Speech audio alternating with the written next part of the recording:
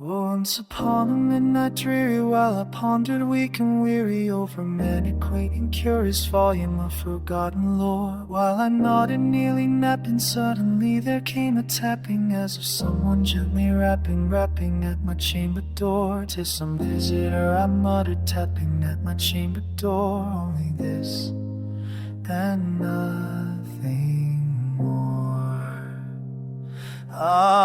Distinctly I remember it was in the bleak December, and each separate dying ember wrought its ghost upon the floor.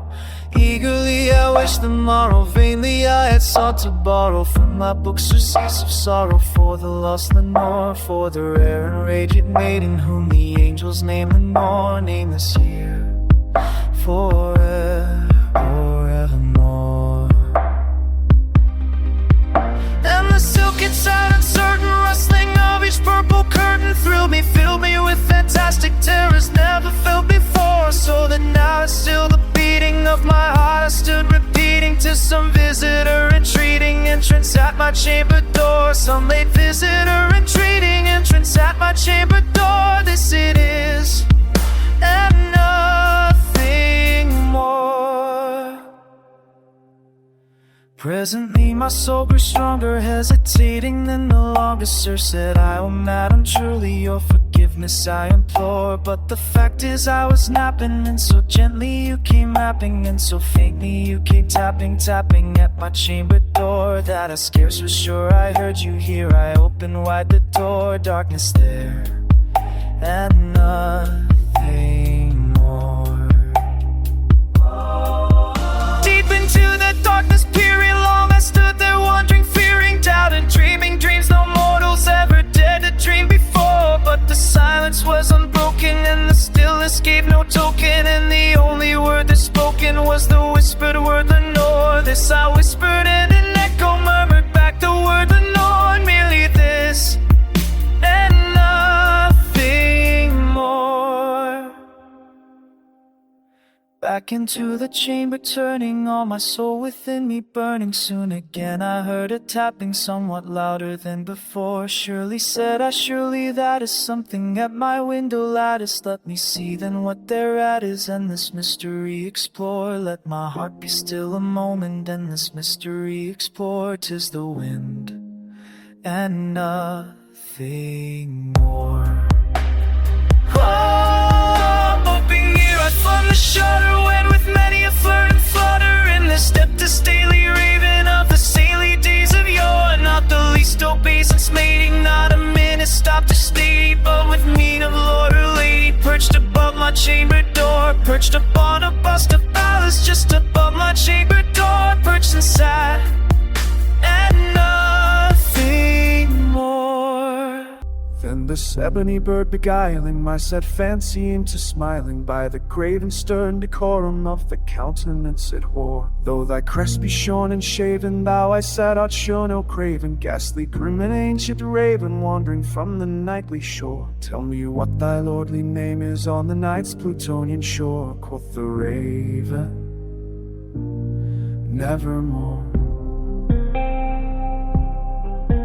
Much I marveled this ungainly fowl to hear discourse so plainly, though its sense a little meaning, little relevancy bore. For we cannot help agreeing that no living human being ever yet was blessed with seeing, but above his chamber door, but a beast upon the sculptured bust above his chamber door, with such name as Nevermore. But the raven sitting lonely on the placid bust spoke only that one word, as if his soul in that one word he did outpour. Nothing further than he uttered, not a feather that he fluttered, till I scarcely more than muttered, ah, the friends have flown before. On the morrow he will leave me, as my hopes have flown before. Then the bird said, Nevermore. Startled at the stillness broken by reply so aptly spoken, doubtless said I, what it utters is its only stock and store, caught from some unhappy master, whom unmerciful disaster followed fast and followed faster, till his songs one burden bore, till the dirges of his hope that melancholy burden bore, of never nevermore. But the raven still beguiling my sad fancy into smiling straight. I wheeled a cushioned seat in front of bird and busting door. Then upon the velvet sinking, I betook myself to linking fancy unto fancy, thinking what this ominous bird of yore, what this grim, ungainly, ghastly, gaunt, and honest bird of yore meant in croaking nevermore. Yes, I sat engaged in guessing, but no syllable expressing to the fowl whose fiery eyes now burned into my bosom's core. This and more I sat divining, with my head at ease reclining on the cushion's velvet lining that the lamplight gloated o'er, but whose velvet violet lining with the lamplight gloating o'er she shall press nevermore. Then methought the air grew denser, perfumed from an unseen censer, swung by seraphim whose footfalls tinkled on the tufted floor. Wretch, I cried, thy God hath lent thee, by these angels he hath sent thee rest by respite, and nepenthe from my memories of the north. Quaff, oh quaff this kind of pensive, and forget this lost annoy. Quoth the raven, nevermore.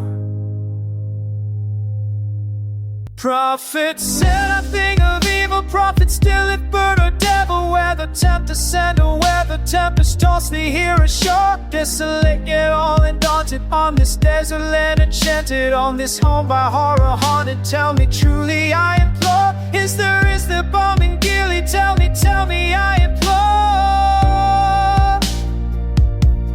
Quoth the raven, nevermore.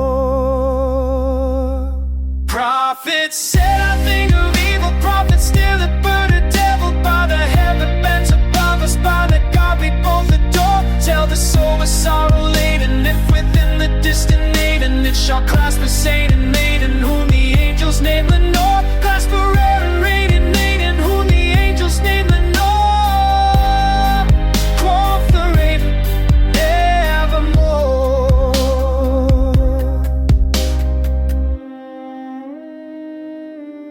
Be that word outside and parting, bird of fiend, I shake them starting. Get thee back into the tempest and the night's Plutonian shore. Leave no black loam as a token of that lie thy soul has spoken. Leave my loneliness unbroken, quit the bust above my door. Take that beat from out my heart and take that fork from off my door. Quoth the raven, nevermore.